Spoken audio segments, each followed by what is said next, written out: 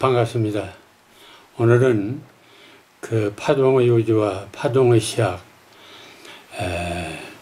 31번째 공명의 파동과 공감의 시학의 연속 강의가 되겠습니다. 특별히 이 시간에는 그 제목을 신은 산문보다 강한 공명의 언어적 파동이다. 이러한 주제를 가지고 잠시 얘기를 나누겠습니다. 도대체 시란 무엇인가? 우리는 그동안 원자라고 하면은 물질의 기본 요소라는 생각만 해왔습니다.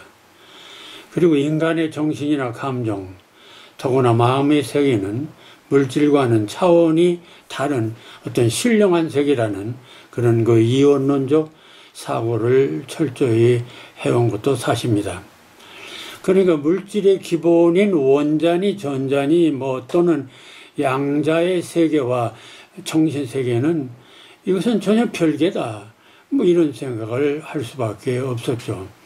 따라서 이 원자나 전자를 다루는 이 과학과 삶의 가치, 영혼의 구원, 어떤 정서의 안정과 행복을 추구하는 그런 그 인문학, 종교, 철학, 예술, 시 등은 그런 것은 물질과학과는 전혀 다른 아주 고상한 형이상학이라고 생각했습니다.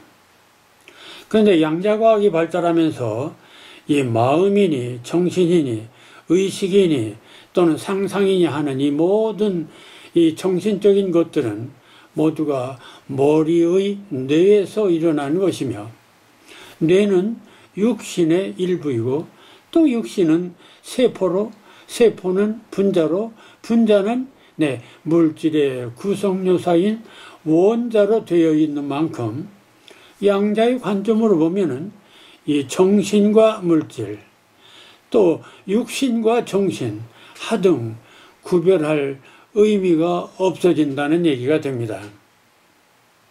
따라서 이 조화무궁한인 만물의 생성, 사멸, 변화, 창조, 심지어는 인간의 사상이나 감정의 이 생성 변화까지도 그 근원적인 힘은 바로 그 공통요소인 원자들이 끊임없이 퀀텀 점프를 하면서 일으키는 파동, 떨림, 진동에서 비롯되는 것이고, 이러한 파동의 에너지가 분자를 만들고 물질을 만들고 세포를 만들고 생명체를 만들고, 또 물질이 또 만들어진 그 물질이나 생명체 역시 또 파동을 일으키며 언어도 만들고 철학도 만들고 사상도 만들고 인간도 만들고 감정도 만들고 예술도 만들고 시도 만드는 것이다.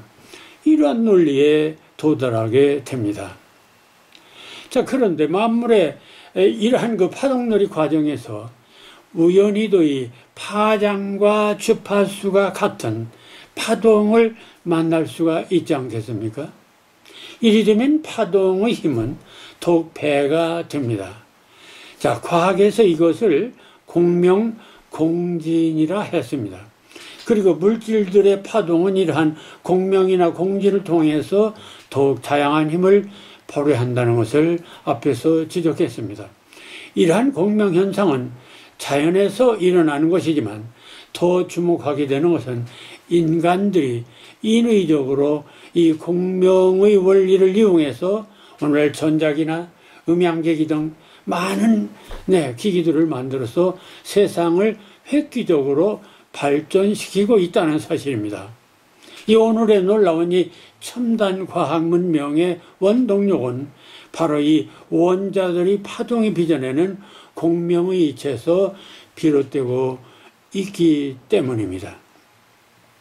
자, 이 정도로 양자역학의 파동과 이들의 공명이나 공진의 이침, 소위 울림이나 이 떨림의 이치, 이런 이치를 살펴보았다면 시와 예술이란 무엇인가?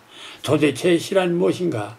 왜 인간들은 공명, 공감을 원하고 또 시와 예술의 존재 의미가 감동 또는 공감이어야 하는 것인가 하는 이 근본적인 단서를 짐작할 수 있게 되지 않겠습니까? 시가 무엇인가? 시를 어떻게 쓸 것인가? 왜 좋아하느냐? 하는 이 본광자의 근본적인 문제가 이 양자역학의 파동과 공명의 이치에서 명쾌하게 밝혀지고 있기 때문입니다.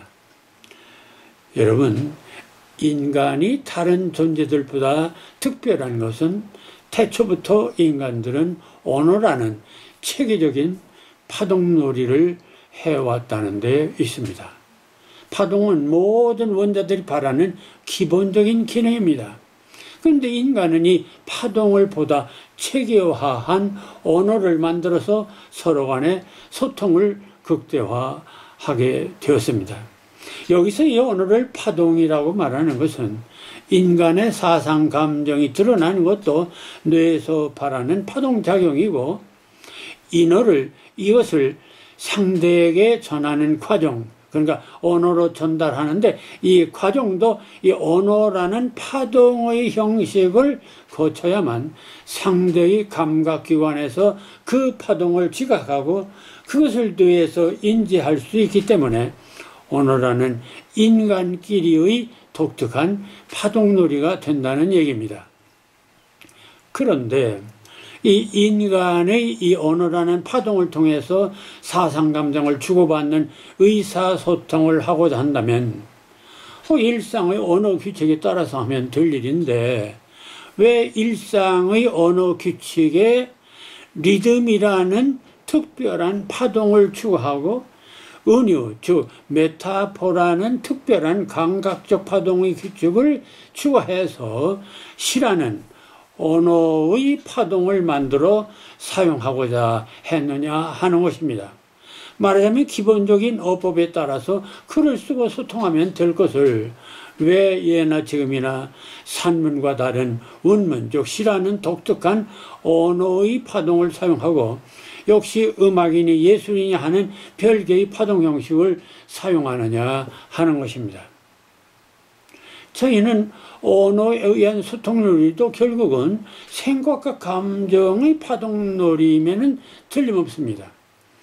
앞서 파동의 원리에서 보았듯이 파동은 파장과 주파수가 사람마다 그 형성 조건이 다르기 때문에 그 충돌하는 정도도 천차만별일 수밖에 없습니다. 바로 산문이 그렇습니다. 그러니까 산문적 언어는 그 파동과 주파수가 사람마다 또는 그 형성 조건이 다르기 때문에 그 충돌하는 정도가 각양각색일 수밖에 없다는 얘기입니다. 자, 그런데 이처럼 제각각인 언어의 파동들의 충돌과 결합도 앞서 원자들이 파동을 내서 봤듯이 파장, 다시 말해 같은 주파수가 만난다면은 언어의 파동들도 보강 간섭이 일어나서 최고의 공명 효과를 보일 수 있는 것이 아니냐. 그리고 만일 이 파동의 파장이나 주파수가 다른 것들이 부딪히면은 공명 현상에서 봤듯이 상쇄 간섭이 일어나서 공명 효과가 떨어지거나 아예 소통이 불가능할 것이 아닌가 하는 얘기입니다. 그리고 원리가 똑같다는 얘기입니다. 자, 악기의 경우도 같은 파장과 주파수의 악기들이 모여서 합주라든지 연주를 하면 천상의 하모니, 즉 최고의 공명 상태가 돼서 크고 웅장한 소리로 배가 되어 청중에게 황홀한 감동을 줍니다. 그렇지만 주파수와 파장이 다른 악기들과 서로 연관하면은 이것은 다양한 잡소리가 날 뿐입니다. 따라서 도대체 시란 무엇인가? 바로 이 공명의 효과를 최대한 높이고자 산문보다 강한 공명의 언어적 파동 형식을 추가한 것이라고 할 수 있지 않습니까? 자, 공명은 어떤 물질들, 즉 물질의 요소인 원자들이 파동 사이에 나타난 현상이지만 동시에 원자로 구성된 인간들 사이에도 역시 같은 원리로 적용된다 했습니다. 친구 간에도 의기투합된 최고의 공명상태일 때 단짝이 되고, 이성 간에는 찰떡궁합이 되고 일심동체가 되며 단체 생활에서는 대동단결이 됩니다. 그리고 이러한 공명상태인 이 울림과 떨림이 강렬해지면 생리적으로 엔돌핀이 넘쳐나서 행복하고 충만한 상태가 됩니다. 도대체 사랑과 미움이라는 게 뭡니까? 사랑은 둘 간의 정신적, 육체적, 정서적으로 최고의 공명상태, 최적의 보강 간섭 현상이 일어나서 행복감에 젖는 것이 아니겠습니까? 그렇지만 미움은 최악의 공명상태, 즉 반대의 파동의 충돌로 상쇄간섭이 일어나 불쾌감, 불행감에 사로잡히는 것입니다. 이처럼 인간 사이에서도 최고의 공감 상태는 힘이 나고 생기가 나고 행복하고 만족스럽고 살맛나고 용기가 나고 아이디어가 번뜩이고 황홀합니다. 그런데 시가 바로 이런 최고의 공명 상태를 불러일으키는 언어의 파동놀이가 된다는 말입니다. 어째서일까? 이는 일반 언어나 산문과 달리 시는 독자와의 이 공명을 극대화하기 위해서 예로부터 산문보다 애당초 리듬이라고 하는 특별한 공명의 기능을 강화했고, 거기다가 메타포라는 그 은유라는 공감의 기능까지 강화한 언어의 파동이기 때문입니다. 따라서 시가 무엇인가 하는 그동안의 다양한 의견들이 이 파동의 우주와 파동의 시학을 만나면서 시는 산문보다 강한 공명, 공감의 언어적 파동놀이라는 말로 명쾌하게 정리되고 있음을 보게 됩니다. 도대체 시란 무엇인가? 왜 우리는 시를 쓰고 시를 읽고 시를 즐기며 사는가? 인류사를 보면 시가 탄생한 것은 인간의 언어를 사용하면서부터라 했습니다. 근데 시를 쓰고 즐기는 문화는 원시 시대나 오늘의 첨단 문명 시대나 변함이 없습니다. 아니, 오늘날이 더 풍성하고 있습니다. 도대체 시가 무엇이기에 이처럼 인류사와 함께 하는 것입니까? 그런데 더욱 놀라운 것은 그동안은 그렇게 시와 함께 살면서도 막상 시란 무엇인가 하는 질문에 대해서는 제각각이었습니다. 그래서 엘리어트는 시에 대한 정의의 역사는 오류의 역사라고까지 하고 있었습니다. 그리고 그것을 학문의 다양성이니 개성이니 하는 말로 적당히 묵인해 왔던 것도 사실입니다. 그런데 이번 필자가 파동의 우주와 파동의 시학이라는 이 양자역학, 바로 이러한 그 새로운 과학을 만나면서 명쾌하게 해결되고 있다는 사실입니다. 결론은 시는 산문보다 강한 공감의 언어적 파동놀이라는 것입니다.